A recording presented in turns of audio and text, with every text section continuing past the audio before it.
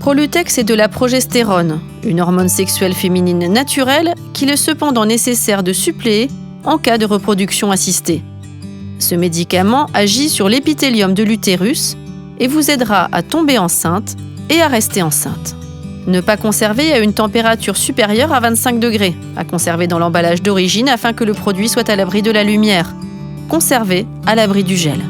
Toujours prendre ce médicament en suivant scrupuleusement les informations fournies par votre médecin. L'application de ce médicament commence dès le prélèvement des ovocytes et continue jusqu'au test de grossesse. En cas de grossesse confirmée, ce médicament sera encore administré durant les 3 premiers mois de grossesse. Préparez le flacon contenant le médicament, la seringue, la petite et la grande aiguille. Ouvrir le flacon en exerçant une pression sur le dessus de celle-ci. Placez la grande aiguille sur la seringue et aspirez le liquide dans la seringue.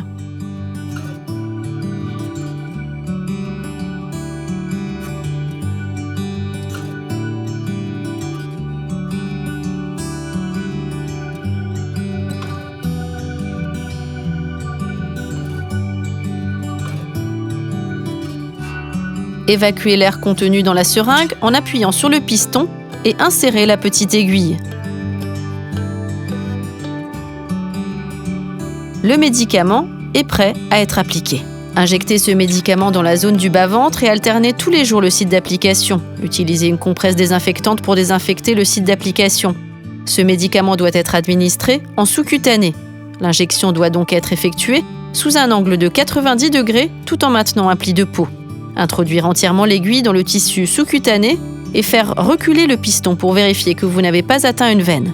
Si du sang colore la seringue, il conviendra de retirer l'injection et d'en utiliser ensuite une nouvelle. Si tout est en ordre, appuyez sur le piston de la seringue pour appliquer le médicament. Une fois le médicament appliqué, jetez l'aiguille usagée dans un récipient conçu à cet effet. Les effets secondaires liés à la consommation de ce médicament ne sont pas fréquents. Vous pourrez par exemple ressentir des maux de tête, des langueurs, des nausées et à l'endroit de l'injection des douleurs, des rougeurs, des démangeaisons, des irritations ou un œdème hématome, des spasmes de l'utérus, des saignements vaginaux ou une hypersensibilité mammaire.